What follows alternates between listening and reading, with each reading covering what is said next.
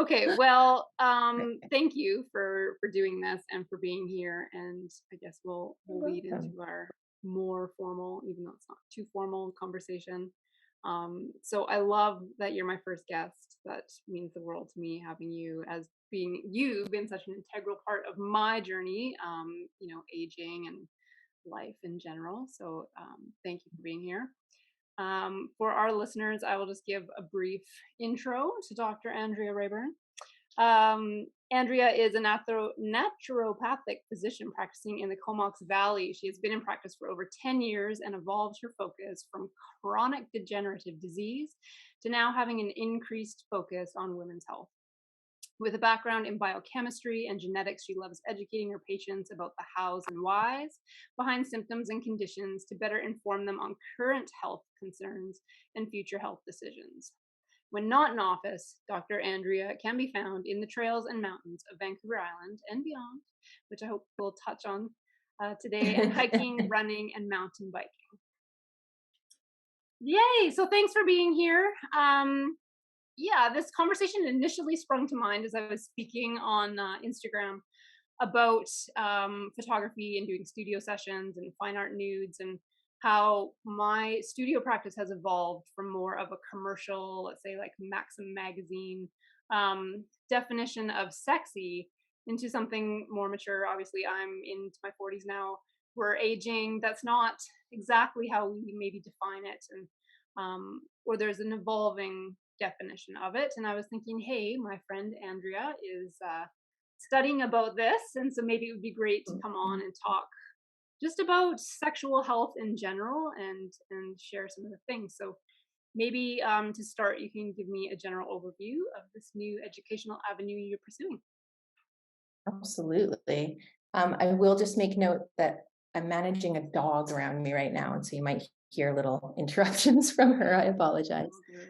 Um, yeah, so this general overview. So I've been really lucky that with the evolution of my practice, bringing in more women's health and being able to connect more with women, I've had the opportunity to really have personal relationships and understand what some of the other needs besides just our common medical needs around aging are, and to be able to start to resource different programs and different learning to be able to bring in some of these tools. So what I'm doing right now is a really a coaching program around women's sexuality, around relationships, and about bringing back the idea of desire, bodily acceptance, and owning our own sexuality and doing that. It's focusing on releasing the shame that's associated with sexuality for women. So maybe some of the ideologies and the quote unquote social training that's been placed on us since we were young, and what a woman's body is supposed to represent, and kind of the value of purity, the value of beauty, and how that gets decreased as we age or as we increase our sexual relationships through our life. The course that I'm doing includes everything from like breathwork and yogic practices right through to some of the traditional tantric traditions, which is really just a word that's used to describe connecting back with your body. A lot of it has different connotations when used kind of in the eroticism and some of the more like sexual media that's out there. But mainly it focuses on tools that helps bring patients back into their own body and to recognize different blocks within their sexuality. And then it allows steps that can be taken to kind of address those, to reconnect with their own desires and to be able to connect with their body in a really beautiful and confident way, no matter what it looks like as we age, because it's going to change. Wow. Yeah, I love that. I think it's really pertinent, I think, for our age group as well, growing up in the 90s and with media. And we had a very singular definition of what beauty and sexy was defined as. And our mothers and parents certainly had their own issues as well, as I'm sure many of us can attest to. And as a meditation teacher, I love the component of coming back into your body and really being able Mhm. to feel those components. Um, yeah, so that sounds super interesting. And Yeah. so why did you choose to go down this road? Yeah. Well, as I said, I was treating women mainly for like hormonal concerns around aging, perimenopause, PMS, fertility issues, and that type of stuff, and definitely also branching into deeper realms of menopause and everything from botanical support right through to hormonal support. And with almost every single patient I was talking to, they'd somehow fit into their spectrum of symptoms. Oh, and I have no libido. And I'll be like, oh, okay, okay. And then it started to becoming a greater conversation. And I realized that there weren't a lot of resources within my community to really help these women, support these women. And I also hadn't really dived into the full understanding about, the sexuality as we age and how to support that. So I really did it just because I'm a bit of a nerd and I really like to have as many resources and information for my patients as I can. But then as I dove into it, I'm like, wow, this is really amazing. This is a whole other world. And there's so many different resources that can be used to support these women. And I'm really focusing on working with women. There's a lot of practitioners that will also focus on other populations, men, LGBTQ, and really inclusive practitioners. Right now, I'm really focusing on more women's health because that's the area of practice that I've already been focusing on. But maybe in the future, I'll be able to include some of the other groups as well. Yeah, so just there's also, I am a woman in my 40s. So as I'm having these conversations and looking into these resources, there's definitely a resonance or an identity of, wow, these are things that I've experienced in my life as well. Whether it just be changes in my relationships, changes in my relationship with my body. I've also had a diagnosis, majority of my life, of a chronic pain condition called endometriosis, which also changes your relationship with sexuality and pleasure. And so, having that experience and having these beautiful women that I partner with has just been a real drive to kind of dive deeper in. And then when I started to dive further into some of these resources, the feedback, even in just simple conversations, was that this is needed, and so it really gave me that motivation to keep going deeper.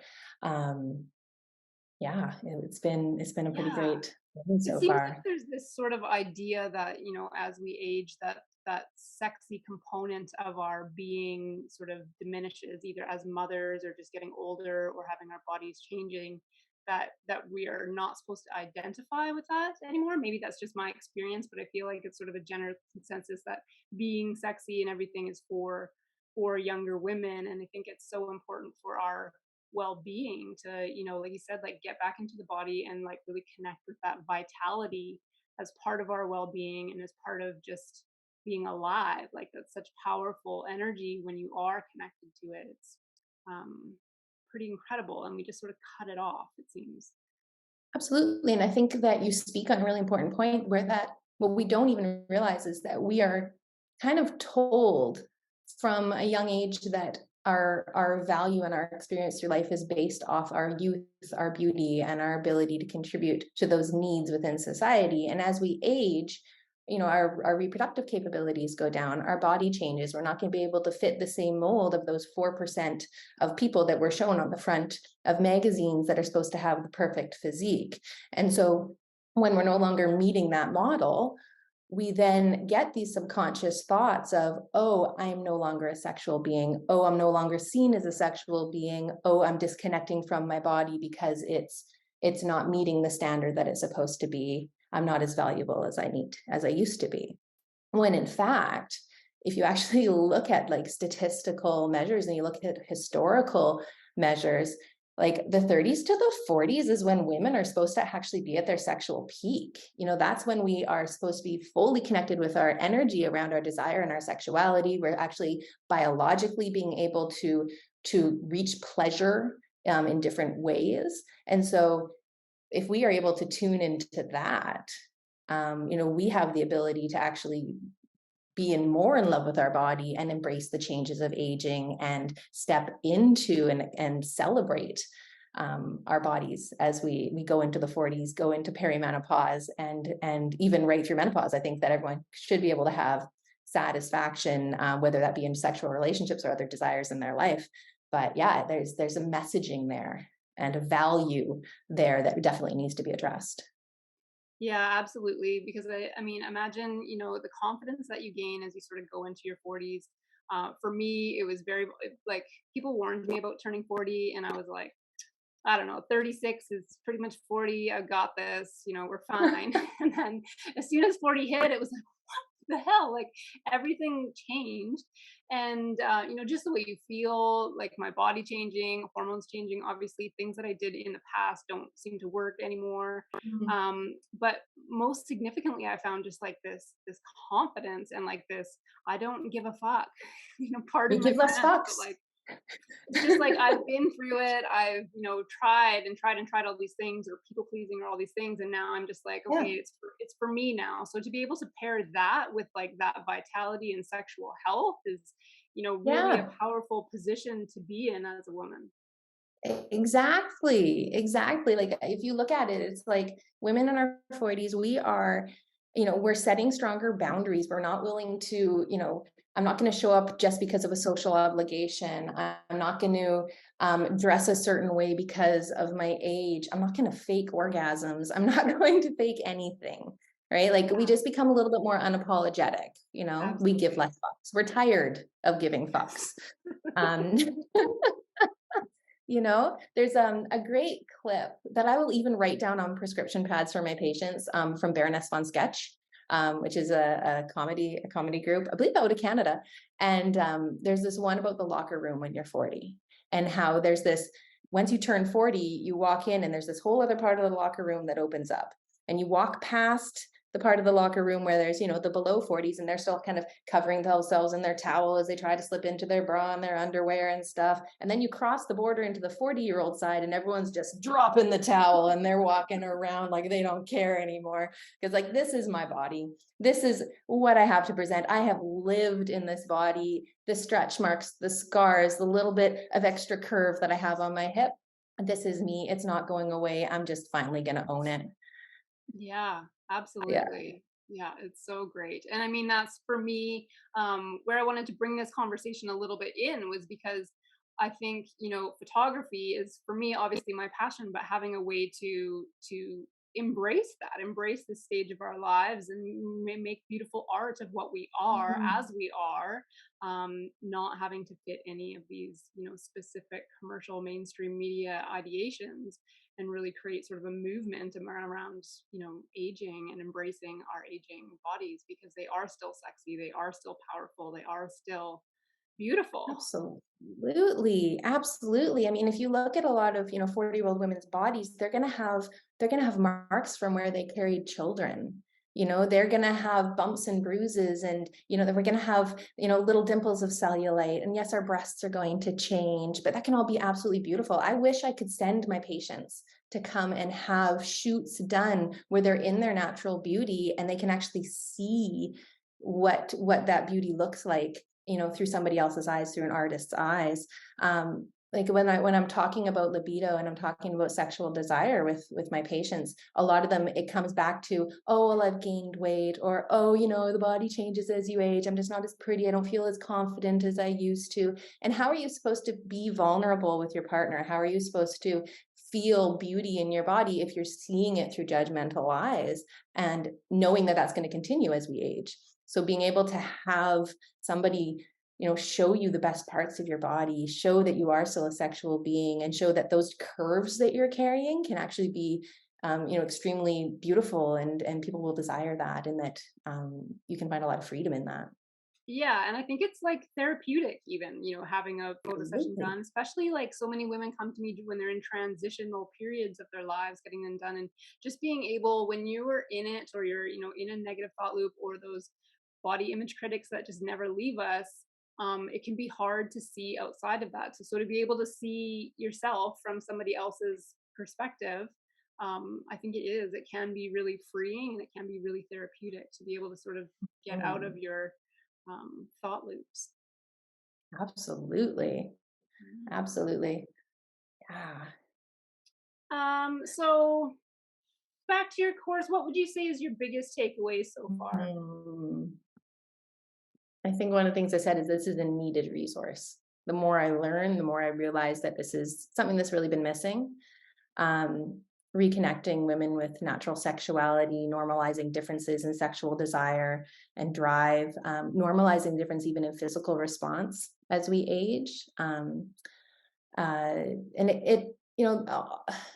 the course is really based on on desire and sexual health, but it overlaps to so many other areas of health.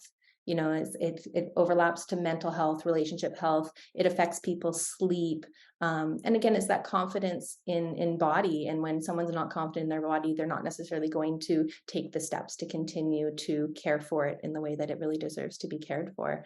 And so, just looking at it beyond sexual health has been a big takeaway for me as well. Um, yeah, and just seeing how it's this cycle of sexual health is going to impact all of the other aspects of our physical and mental health, and all of those aspects of physical and mental health are going to affect our sexual health. And it just becomes this cycle, and it can be a really positive cycle, or it can continue to break us down and push us down, and lead to ill health. Yeah, and that's so powerful. And what I love about your practice in naturopathic medicine is just taking that whole person approach and from all the angles, because it really is, we are complex systems and intricate Mhm. systems, and all those pieces play together. So yeah, that sounds like a really fun course. In preparation for our chat today, I read one of the resources you listed, "Come as You Are" by what is her name, Emily. Emily Nagoski. Yes, Oh yeah. my goodness, I just adore her resources, and it's probably the number one resource that I've recommended to my patients. Um, it, it is so Emily Nagoski's "Come as You Are." It talks about and normalizes sexual health for women in a way that I've never seen before. A lot of sexual studies, or this idea of women's sexuality, has been basically take what they know about men's sexuality and then just bring it down a bit. But it's not true. Our biology is different, our drives are different, and how the way that we respond to relationships and sexuality is also very different. And so what I love about her is that she provides very accessible vocabulary and information around what those differences are, and it normalizes every state that you're in. If there's a woman with no libido, she's going to normalize that for you. She's going to make it so that you don't feel broken. If you're somebody who has a hyperactive sexual drive, she's going to normalize that for you, and she's going to understand why that may be happening for you, and the full spectrum in between. Um, she talks about this dual control mechanism, which I will use when I'm talking to my patients about the brakes and the accelerators, and how Mm. when you're in a new relationship, and you're feeling really confident and you're feeling really loved and you're flooded with all of these great hormones, you're going to have a lot of accelerators within your sex drive. And so people call this the honeymoon period. So you're going to be like, oh, my partner is very sexy and attractive, and we're going on dates and it's romantic, and we don't have a lot of other responsibilities in our relationship except to get to know each other and love each other and explore each other. And then as that relationship goes on, well, now maybe you're co-housing, and it's like, okay, well, now we have financial things that are happening. Maybe we have a child. Oh, we're both busy in our careers, and we start to build up these different breaks. And the accelerators can still be there. You can still be highly in love and attracted to your partner, but you have all these breaks that are going to build up that will overpower the accelerator, so that all of a sudden your sex life, your libido, and your desires aren't necessarily at the forefront of your brain. And so people start thinking, oh, well, I'm my libido's down as I age. It must be my hormones. And instantly they're like, oh, I want testosterone. Oh, I want these hormones that have been shown to improve libido. And it's like, well, those influence our libido in such a minor way. If all of these other factors that are continuing to pull us in these different directions um, are going to kind of push and pull on our ability to actually respond, and let alone be the initiator to sexual desire. Yeah, I just absolutely adore her. She has a podcast now that I tell people to listen to. Obviously, I recommend her book. And there's also just some great interviews with some other podcasters out there as well. So anything with Emily Nagoski, and describing and really normalizing everything around sexual function in women, huge. Yeah, it was funny because I actually had it as an audio book because it's short on time, and I had the Yeah. speakers blasting, and she's describing it all. So it was pretty funny if my neighbors were listening. They got quite the descriptive.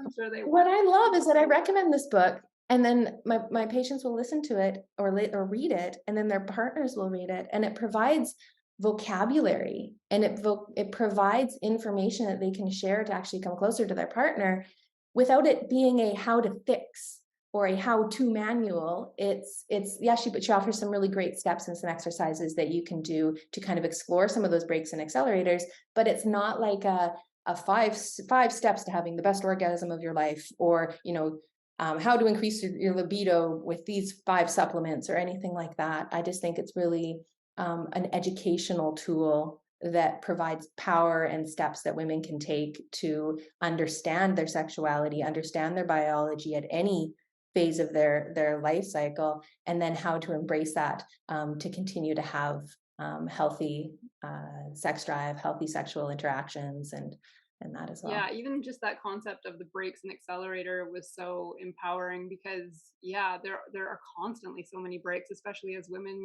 carrying the mental, emotional load on of so many things that those are our constant brakes, but we are not educated about that piece. So we just automatically think, oh, I'm broken, like I need Yeah. medication. And it's just Yeah. And one of the first things that they'll give women for low libido is antidepressants. But one of the side effects is antidepressants is low libido. oh my god. So it just becomes this vicious cycle, and this idea that it's something that needs to be fixed. Yeah. And I want that to be taken away. I want women to feel confident and understand what's happening in their body so that they, when they choose to, can access that desire and access, pleasure. And again, that doesn't just mean within their sexual relationships.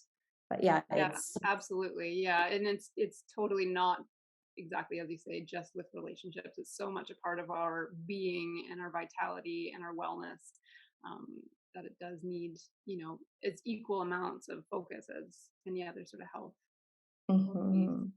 Yeah, I had another thought. It just escaped my brain, but maybe it'll come back.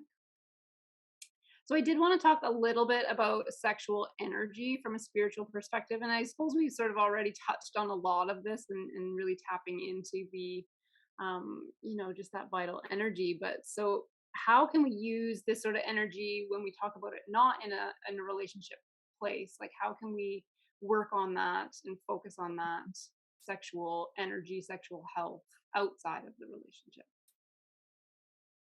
Such a big question. um, I remember, like, you kind of gave me a bit of an outline for some of the questions prior to us connecting, and all the other questions where I was just like, oh, doodle-doop, oh, doodle-doop, here's the resources, here's what's happening, and then I got to this question. I'm like, I'll come back to that because I really had to think on it. And there's 2 reasons for that. One is, me, yes, as from my on my professional side, but you've also known me since grade 5. Mhm. We were in grade 5 together. And so you also know my personal journey, and you understand some of the exercises or some of the things that I embrace within my personal life for my own healing, my own life. And so I've kept very separate avenues within that. I'm very like I said, my background's biochemistry and genetics. I'm all about educating my patients about what's happening in their bodies. And I don't always touch on more of the energetics and more of that, um, the eclectic practices that do play a very important role. And a majority of my patients do embrace them, but it's not often something that I'm including in the care. And I feel like within this realm, it's the first step that I'm taking to kind of meld both of my passions together into a new direction. And so when I came to this question, I was like, okay, this is me stepping into that. This is me being able to talk about kind of both sides of it. So, but of course, my first thought was, let's talk about what's happening in the body, right? So I instantly went to the biochemistry, and I was like, okay, well, with sexuality, and when we're fully in that state, like we are actually diving into our parasympathetic state, in order for our body to respond in a sexual way, in a desire way. We have to release a bit of that sympathetic, that fight or flight, that stress, and allow our body to relax in the parasympathetic. And so it can actually really help to tone that autonomic nervous system. We get serotonin releases, and serotonin is a big mood regulator. It helps to regulate anxiety. It helps to decrease the risk of depression. We also get oxytocin release, which is really important for social bonding. So like with all the increased rate of social anxiety and stuff that's out there, I'm always like, man, everyone needs some oxytocin. But yeah, so we can get that naturally through physical contact and through sexual experience with a partner or without. So when we're in a sympathetic state, this is where it can start to tie into that energetics, is that we're rewarded and connected, and we're able to access creativity, we're able to access joy, we're able to access playfulness, we're able to sleep better, so which allows us to better resource ourselves through our day, whether that be taking on other self-care practices or diving into a creative aspect of work or having more energy and presence for our parenting.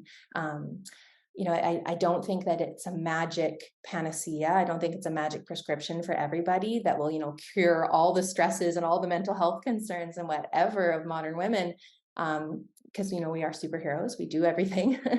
But it can be a powerful tool. And when accessed, it can really help with many of the things that I do see kind of plaguing my patients on physical and mental emotional levels. So basically, what I see it doing is it's removing some of the blocks that we may have in place that are stopping us from accessing the power that you speak of, or that energetics that you speak of. And that when we're in a stressed, low confidence, body shaming, sexual shaming state, how are we expected to be able to come to our greatest power? How are we supposed to trust our intuition when we're told that our value is less than that, and that we're doing something wrong, or that we're broken, or that we're no longer valued. Yeah. Yeah. Wow. I love that answer. That's like the perfect answer.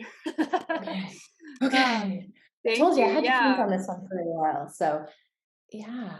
And especially that piece about even just being able to access the parasympathetic nervous system, right? Like being able to relax, and it's from that state that we do find, flow. And um there's so many great books about flow and just being able to create. Mhm. And like you said, we've known each other forever, so you know that I have spiritual practices and I like to talk about that kind of stuff as well. I'm into the woo. Mhm. So I appreciate We you love seeing answering all your that. posts. It's yeah. I'm just like, yeah, you do that. You share that knowledge. Yeah, exactly. Great. Yeah.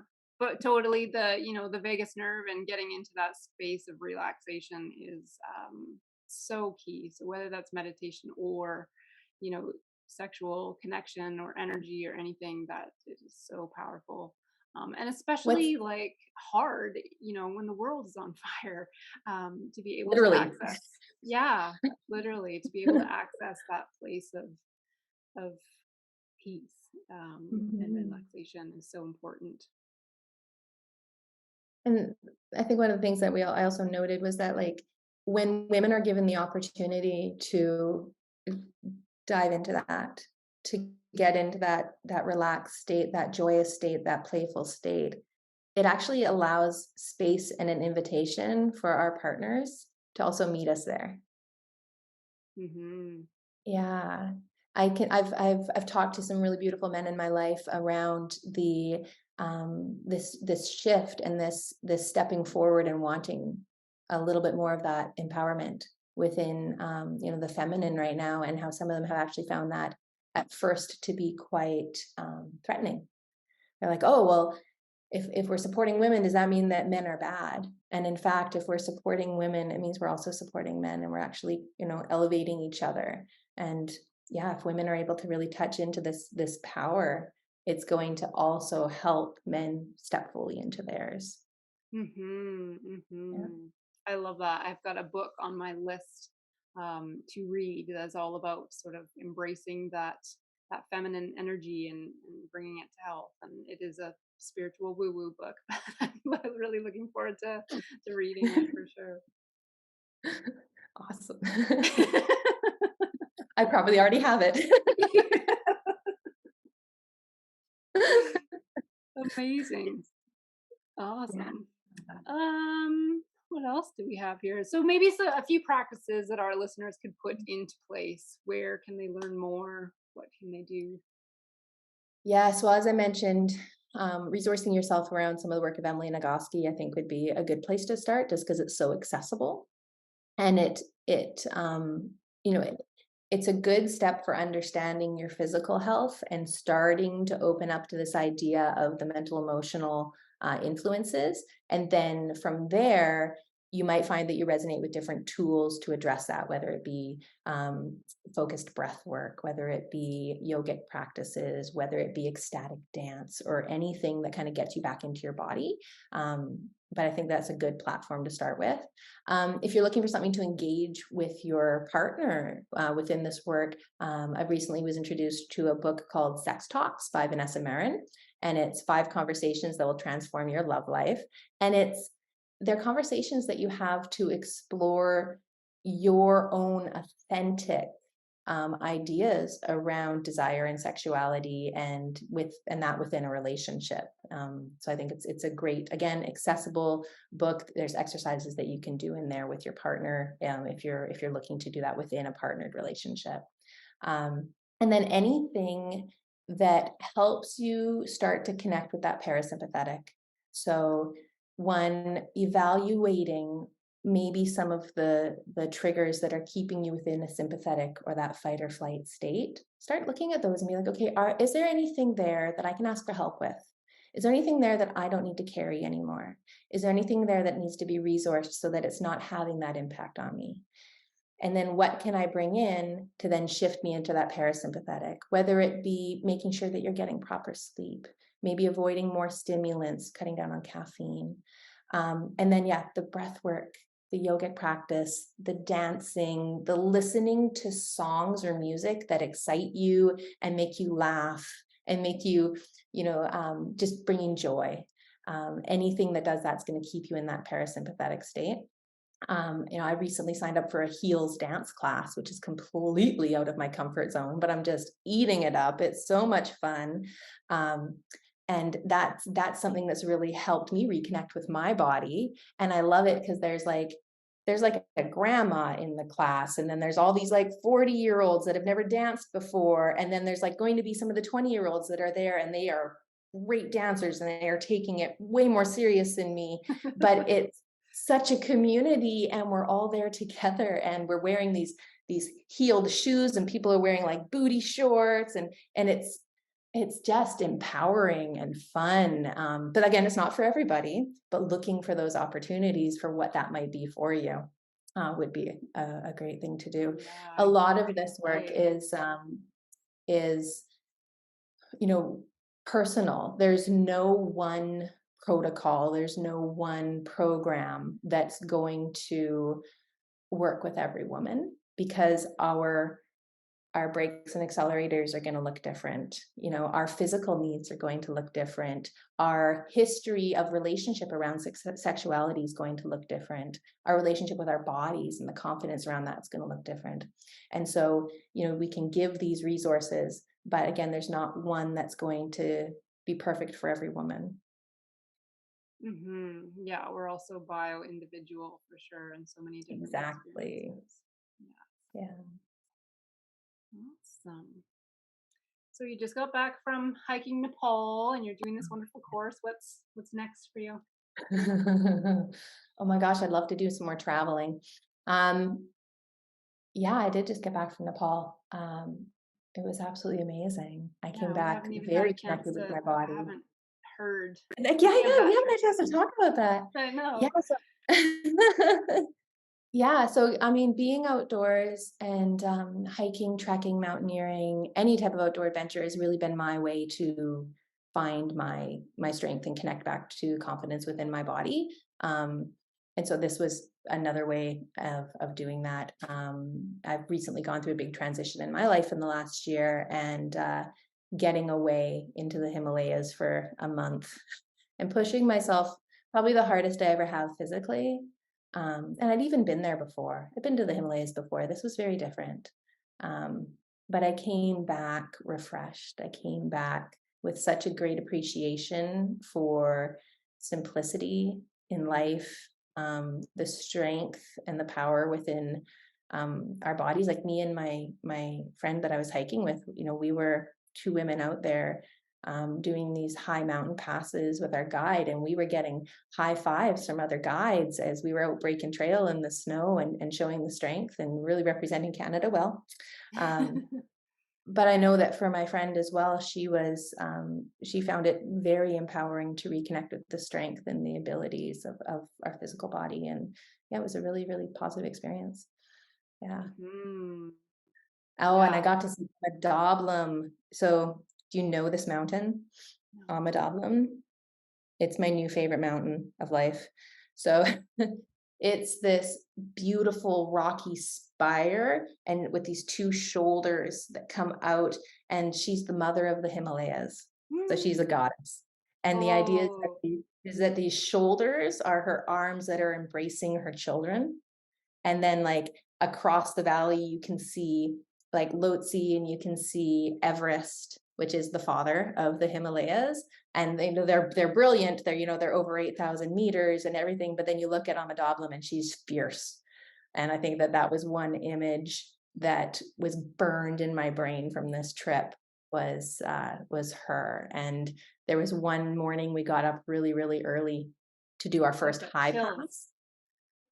And we had to leave before dark because we were going to have to cross some ice, and we needed to make sure that it was going to be firm and safe, and also it was going to be a really long day. And so we're leaving, and as the sun is starting to creep up, I had a moment where I turned around and looked, and I caught the sunrise just touching the peak of Amadablam, and I just had this like aha glorious moment of like, I'm watching the sunrise on the mother of the Himalayas. It was, oh, it just filled me up so much. Yeah. Wow. Wow, wow, It was wow. And then the spectacular. metaphor of, women's health and your practice and the direction and all that. So incredible. And that empowerment, right? Like it Yeah. was really, really beautiful. Yes. So yes, I'd love to do more traveling, and I will. I'll continue to go and explore all avenues of this world. I probably already have 2 trips planned. I'm gonna actually travel with my mom next year. It'll be our Okay. first trip together, so that'll be lovely. But anyways, yes, I have to finish this course that I'm doing. I'm hoping to be done kind of in the next like 8 to 12 months. But luckily within my practice, a lot of the tools that I'm learning are things I'm going to be able to start incorporating even prior to actually having the certification, which is nice. Mhm. And then I want to ultimately build a program that combines some of my previous clinical experience and helping with some of those hormonal shifts and transitions and physical shifts and transitions as we age.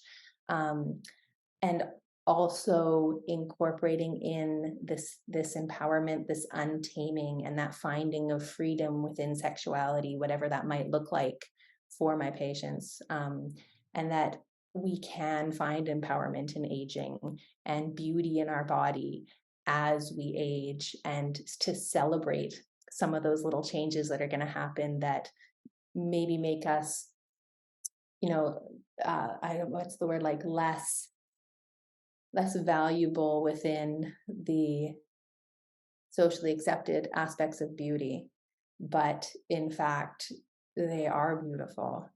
Like that idea of, what's the Japanese art where they use gold to mend cracks? Have you ever seen that? Mhm. Mhm. Oh, it has a term and I wish I knew it right now.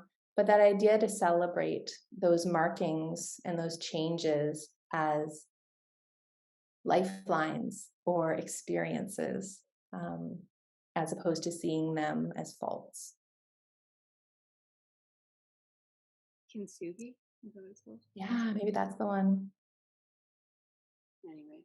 Yes. No, I absolutely love this, and I absolutely love just the way this conversation has sort of circled out, it is so needed. And I think it's what the world needs, really, is that feminine rising for all women Mhm. to be able to tap into that empowerment and that Yeah. health and vitality and power.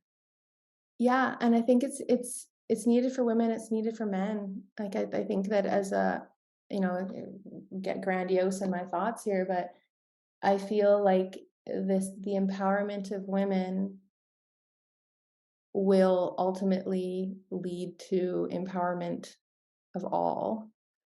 Again, if we show up authentically, men can show up authentically. That's modeled for our children and for the next generations, and, you know? Hmm. Yeah. Yeah, such important work. And, if I can highlight voices like yours and support in any way I can through photography and helping women feel that, like, that's the ultimate goal, and having these conversations and doing the portrait work that I'm doing. And, bit by bit. And I can't wait to come do a session with you. yes. I'm turning 42 later this year, and I'm okay with, let's document this, right? Like Yeah, yeah. I'm really looking forward to getting, real bodies in the studio. A lot of the work that I've been posting is a little bit older, and you know, um, I'm looking forward to, yeah, all Yeah, that's coming. excellent. Yeah, so what is Yeah. next for you? Haha. I wanna know more. Flipping this around. Yeah. Well, I am focusing my work on women and the empowerment of women. And that I've always wanted to be in some sort of like healing wellness capacity, and combining that with my photography work is the direction that I'm taking with that. I have struggled with the business components of being self-employed and marketing myself, and I guess it's just lessons that I needed to learn still. But as I 41 now, and I've got zero fucks left to give. I've Zero tried fucks left to give. everything. I've failed at things and I've succeeded at things. And now it's really time to put that into my own practice and my own business, and just focusing on that. So that is my goal here. And I want to highlight the voices who have helped me get to that stage. And so speaking with you and speaking with other women who have really supported me in my own journey and healing and getting to this stage of my life. Mhm. So if it can help anybody else get to, a more empowered and happy state of being comfortable and confident in their body, then I think that's fun. So Absolutely. yeah. Yes. Yeah. Oh, that's So wonderful. awesome. Any final thoughts? Any Final thoughts. I'm so happy to know you in my 40s. right? Yeah. Yeah, when you're done your speaking series or um, we should all get together for like a round table discussion. I think that would be really great to kind of connect all these like-minded women who are all supporting each other, together would be pretty great. Um, Yes, that's on my agenda of like a mini conference kind of thing, to have everybody mhm. together. Part of what I want to do as well is like a 40 over 40 campaign. So having 40 women come into the studio, interview, photograph, um, you know, um, just celebrate being over 40, whether that's 60 or 70 or 42 or whatever it is. And then at the end have a bit of a gallery show and soiree. So maybe those speakers can all be Mm. together in that That would be capacity. So amazing. yeah, so Yeah. that's super exciting. And I mean, I didn't I don't know if that'll make it into this show Yeah, I because know, right? there's a lot of planning that needs to go into that still. But that's what's on the radar, really. Awesome.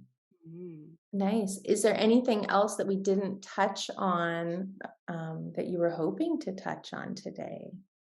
I don't think so. Okay. I think we covered some good ground there.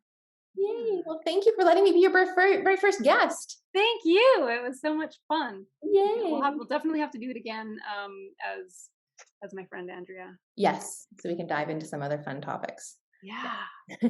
totally.